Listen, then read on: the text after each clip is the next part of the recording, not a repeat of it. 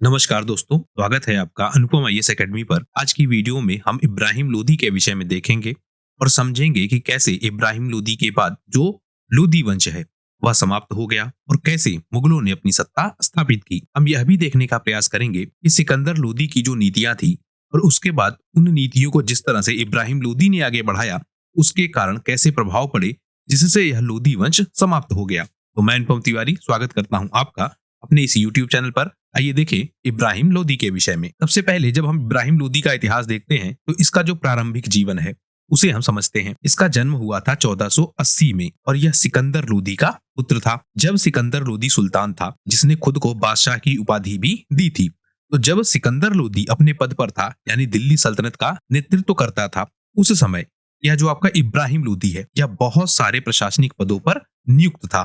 तो इसको एक एक्सपीरियंस था सिकंदर लोदी के शासनकाल से कि किस तरह से प्रशासनिक कार्यों को किया जाता है। यहाँ आप ध्यान रखेंगे क्योंकि सिकंदर लोदी के शासनकाल के दौरान यह मुख्यतः प्रशासक था, तो सिकंदर लोदी की जो नीतियां थी उन्हीं नीतियों को यह लागू करवाने में अपनी भूमिका अदा करता था। तो जो सिकंदर लोदी की नीतियां हैं वह नीतियां इसे भी प्रभावित करती हैं। सुल्तान जब यह बनेगा यानी जब 1517 में सिकंदर लोदी की मृत्यु हो जाएगी तो यह दिल्ली का सुल्तान बनता है और सुल्तान बनते ही जो इसका शासनकाल है वह काफी संघर्षपूर्ण हो जाता है। हमने देखा था जो सिकंदर लोदी था उसने केंद्रीकरण किया था और उस केंद्रीकरण में हमने देखा था कि जो अफगान सुल्तान है उनके अधिकारों को भी लेने का इसने प्रयास किया था। किसने? सिकंदर लोदी ने। तो जब अधिकारों को लेने का प्रयास किया था तो उससे क्या हो रहा था, अफगान सरदार नाराज हो सकते थे, लेकिन इसने काम क्या किया कि धार्मिक व्यवस्था को आधार बनाया और उसके बेसिस पर जो अफगान सरदार है उन्हें अपनी तरफ किया। यानी सिकंदर लोदी ने इस तरह की नीतियां बनाई या जो गैर इस्लामी लोग हैं उनके विरुद्ध इस तरह की नीतियां बनाई जिससे यह खुद को दिखा सकता था कि यह वास्तव में इस्लाम का एक उत्तराधिकारी है या इस्लाम को फैलाने वाला व्यक्ति है। इससे जो अफगान सरदार हैं उनकी जो सहानुभूति है या उनका जो समर्थन है वह कुछ समय के लिए इसको मिलता है, लेकिन क्योंकि अधिकार छीन लिए हैं इसके अफगान सरदारों के, तो जो विद्रोह होने की संभावना होगी वह संभावना अब बढ़ती जाएगी और इन्हीं सारी स्थितियों का प्रभाव हमें इब्राहिम लोदी के शासनकाल के प्रारंभिक स्तर पर ही दिखने लगता है। इब्राहिम लोदी के शासन के प्रारंभिक काल में ही लोग इसका विरोध करने लगते हैं और इसमें सबसे प्रमुख है अफगान सरदार, दिल्ली के जो सामंत हैं। और इन सामंतों में या अफगान सरदारों में जो खुदाबख्श है, अली कुली खान है, यानी जो इसके प्रमुख सरदार थे वह अब विरोधी बन जाते हैं। क्यों? क्योंकि शासन की ऐसी पद्धतियां अपनाई गई थी जो विकेंद्रीकरण को प्रभावित कर रही थी। यानी यह अफगान मूल के सुल्तान थे, जो पूरा लोदी वंश है यह अफगान मूल का था और अफगानी व्यवस्था को यह लोग छोड़ चुके थे। स्पेशली सिकंदर लोदी के शासनकाल से सिकंदर लोदी ने नीतियां परिवर्तित की थी। तो सिकंदर लोदी जब नीतियां परिवर्तित करता है कुछ समय के लिए वह विद्रोहों को रोक पाता है और उसका जो आधार है वह यह है कि वह दिखाता है कि वह धार्मिक नेता है, इस्लाम को आगे बढ़ा रहा है, वह सारे नियम कानून इसलिए लागू कर रहा है जिससे इस्लाम मजबूत हो सके। लेकिन जो वास्तविक प्रभाव है वह सल्तनत पर पड़ने लगता है। जो अफगान सरदार हैं अब वह धीरे धीरे विद्रोही होने लगते हैं। इससे जो आपसी मतभेद है वह बढ़ जाता है और जो सत्ता पर नियंत्रण है इब्राहिम लोदी का वह कमजोर हो जाता है। यानी सिकंदर लोदी की जो नीतियां हैं उनको लागू करवाने का जो काम कर रहा था उस समय इब्राहिम लोदी था। मतलब इब्राहिम लोदी भी प्रशासनिक भूमिका में था, तो वह भी सिकंदर लोदी की जो नीतियां हैं उनको लागू करवा रहा था। लेकिन मुख्यतः जो सिकंदर लोदी की नीतियां हैं इनका प्रभाव हमको इब्राहिम लोदी के शासनकाल पर ज्यादा दिखेगा। तो बहुत सारे विद्रोह प्रारंभ हो जाते हैं। इन विद्रोहों में हम देखते हैं कि जो राजपूत हैं वह भी विद्रोह करने लगते हैं। व्यवस्था क्या चल रही थी पहले कि जो राजपूत हैं उनको स्वतंत्र छोड़ दिया जाएगा, उन पर आक्रमण नहीं होगा और उनकी व्यवस्थाओं में हस्तक्षेप नहीं होगा। लेकिन सिकंदर लोदी ने क्या किया, व्यवस्था को बदला और जो राजपूत शक्ति है उसको चैलेंज किया। इससे जो राजपूत शक्ति है वह इनके खिलाफ खड़ी हो गई और इनकी सत्ता भी संकट में आ गई। अफगान सरदार वह पहले से ही गुस्सा है, तो अफगान जो इनकी शक्ति है वह इनसे दूर जा रहे हैं और जो इनके शत्रु है राजपूत वह इनके पास आ रहे हैं। तो शत्रु पास आ रहा है और जो सपोर्टर है वह दूर जा रहे हैं। इससे जो साम्राज्यिक व्यवस्था है वह धीरे धीरे कमजोर हो जाती है। इसके अलावा हम यह भी देखते हैं कि जो इनका परिवार है उसमें भी विद्रोह हो जाता है। ऐसे राज्य जब सिकंदर लोदी से ट्रांसफर हुआ था इब्राहिम लोदी को, उस समय इनका एक छोटा भाई था, किसका? इब्राहिम लोदी का, जिसका नाम था जलाल खान। और जलाल खान को जौनपुर की गद्दी सौंपी गई थी। कि जौनपुर के क्षेत्र में जलाल खान अपनी प्रशासनिक व्यवस्था चलाएगा। लेकिन इब्राहिम लोदी ने क्या किया, जौनपुर पर कब्जा कर लिया और अपने भाई को सत्ता से हटा दिया। कहाँ की? जौनपुर की। तो इससे जो यह जलाल खान है यह भी विद्रोही हो जाएगा, क्योंकि इसे एक क्षेत्र का प्रशासन सौंपा गया था और वह उसके अधिकार में था। उस अधिकार को छीन लेता है कौन? इब्राहिम लोदी। इससे भी विद्रोह बढ़ता जाएगा। इसके अलावा जो जातियां हैं, हमने यह बात की थी अफगानी जनजातियों की, जिन अफगानी जनजातियों को आपस में जोड़कर यह लोदी वंश बना था, उन अफगानी जनजातियों से अब विद्रोह होने लगेगा। पहले तो जो अफगान सरदार हैं उनसे विद्रोह होगा। क्यों? क्योंकि उनको सत्ता में हिस्सेदारी नहीं मिल रही है।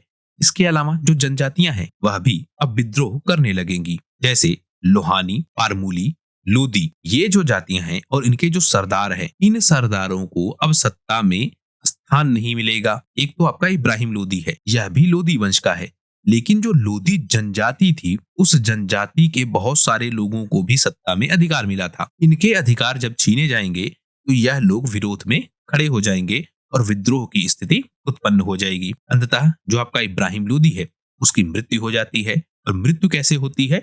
युद्ध में। तो यह तथ्य भी बहुत इंपॉर्टेंट है कि दिल्ली सल्तनत का एकमात्र सुल्तान जो कि युद्ध के मैदान में मारा जाता है उसका नाम है इब्राहिम लोदी। पानीपत की लड़ाई होती है, पानीपत की पहली लड़ाई 1526 में यह लड़ाई होगी और इस लड़ाई में इब्राहिम लोदी मारा जाएगा। इसके मारे जाने के साथ ही जो मुगल साम्राज्य है उसका उदय हो जाएगा और दिल्ली सल्तनत पर अब मुगलों का अधिकार होगा और वह अपनी शासन व्यवस्था आगे बढ़ाएंगे। तो बाबर की इस विजय के साथ ही लोदी वंश समाप्त हो गया और एक नया वंश, मुगल वंश उदित हो गया। अब हम यह देख लेते हैं कि इब्राहिम लोदी ने कौन से प्रमुख परिवर्तन किए थे। बहुत ज्यादा परिवर्तन यह कर नहीं पाता है, क्योंकि ना तो इसको बहुत ज्यादा समय मिलता है और ना ही इसके पास ज्यादा शक्ति बचती है कि यह बहुत सारे परिवर्तन कर पाए। लेकिन किसी तरह से यह 1526 तक अपने प्रशासन को चलाता है और 1526 में पानीपत की पहली लड़ाई के बाद जब बाबर आक्रमण करता है तो यह युद्ध को हार जाता है। तो युद्ध के मैदान में ही इसकी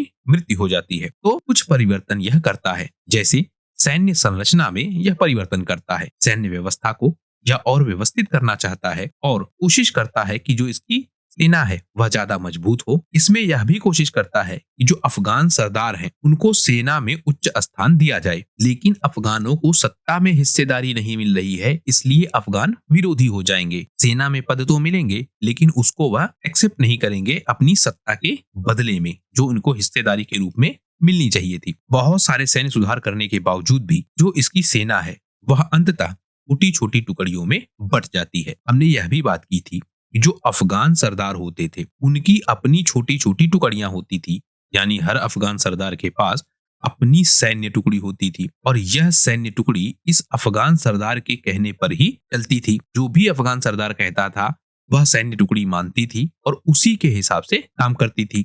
और यह सारे अफगान सरदार आपस में मिलते थे और मिलकर किसी प्रशासनिक क्षेत्र पर कार्य करते थे, यानी पूरे क्षेत्र पर काम करते थे। जब इन अफगान सरदारों से इनके अधिकार छीन लिए गए और इनको एक तरह से सैनिक बनाने का प्रयास किया गया या सेना में उच्च पद देने का प्रयास किया गया, तो जो सत्ता में हिस्सेदारी वाली बात थी वह बात तो फेल कर गई और इससे यह अफगान सरदार विद्रोही हो गए। जो राजनीतिक अस्थिरता फैली और जो प्रशासन में बदलाव हुए वह भी हम देख पाते हैं, क्योंकि विभाजन की स्थिति बन चुकी थी। इसके अपने परिवार के लोग, अपने भाई से इसने जौनपुर छीन लिया, अपने सरदारों से जिनको सत्ता में हिस्सेदारी थी उनसे हिस्सेदारी छीन ली और यह परिवर्तन हमको सिकंदर लोदी के समय से देखने को मिल रहा था। तो बहुत सारे ऐसे परिवर्तन हो रहे थे जिससे सत्ता धीरे धीरे इसके हाथों से जा रही थी। जो कुलीन वर्ग हैं अब उनमें भी संघर्ष बढ़ चुका था और वह भी मिलकर इब्राहिम लोदी के खिलाफ विद्रोह कर रहे थे और अंततः इन सारे विद्रोहों का जो अंतिम परिणाम है वह हमको पानीपत के युद्ध में दिखता है। इब्राहिम लोदी एक बात कहता था कि राजा का कोई सगा संबंधी नहीं होता है। यह प्रश्न भी पूछा गया है, यह लाइन किसकी है? तो यह इब्राहिम लोदी की लाइन है। इब्राहिम लोदी यह कहता था कि उसकी जो प्रशासनिक व्यवस्था है और उसकी जो धार्मिक व्यवस्था है दोनों में बहुत अंतर है। सिकंदर लोदी कुछ हद तक अपने प्रशासन को इसलिए चला पाता है क्योंकि वह धार्मिक व्यवस्था को राजनीतिक व्यवस्था से कनेक्ट कर रहा था, यानी धर्म के आधार पर राजनीतिक व्यवस्था चला रहा था। वहीं जो इब्राहिम लोदी है वह कहता है कि उसका कोई सगा संबंधी नहीं है, राज्य अलग है, परिवार अलग है, तो उस वजह से भी लोग इसके विद्रोही हो जाते हैं।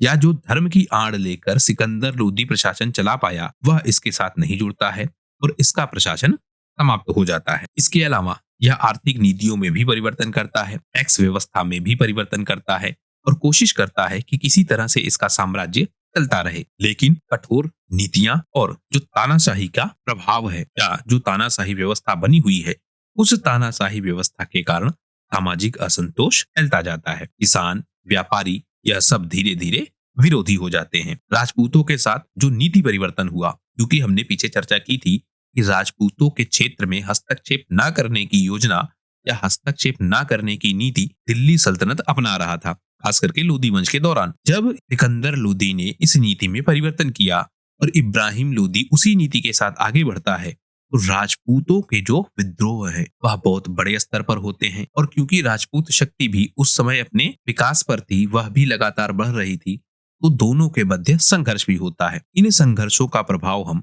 2 युद्धों में देखते हैं। पहला युद्ध घटोली का युद्ध, जो कि हुआ राणा सांगा से। दूसरा युद्ध ग्वालियर का युद्ध, यह भी कब हुआ? 1517-18 में। तो दोनों जो यह युद्ध हुए, यह युद्ध भी इब्राहिम लोदी की शक्ति को बहुत कमजोर कर देते हैं। इसलिए हम बात करेंगे घटोली के युद्ध की एक अलग वीडियो में, क्योंकि जो घटोली का युद्ध है, इस युद्ध में अगर पूरी तरह से सफलता मिली होती राणा सांगा को, तो भारत का जो इतिहास है वह इतिहास ही पूरी तरह से बदल गया होता। इसको हम बहुत डिटेल से कवर करेंगे। तो घटोली के युद्ध, ग्वालियर के युद्ध, यह सब राजपूतों के विद्रोह के रूप में हमको दिखते हैं, या राजपूत शक्ति का जो स्तर है वह हमको इब्राहिम लोदी के खिलाफ दिखता है। तो इब्राहिम लोदी इन सारे कारणों से कमजोर पड़ जाता है। यह बाबर के आक्रमण का सामना नहीं कर पाता है और 1526 में पानीपत के युद्ध में यह मारा जाता है। इसके हारने के पीछे अगर हम कारणों को देखें तो हम पाते हैं कि इसकी सेना बहुत कमजोर है, असंगठित है, लोग इसके विद्रोही हो चुके हैं,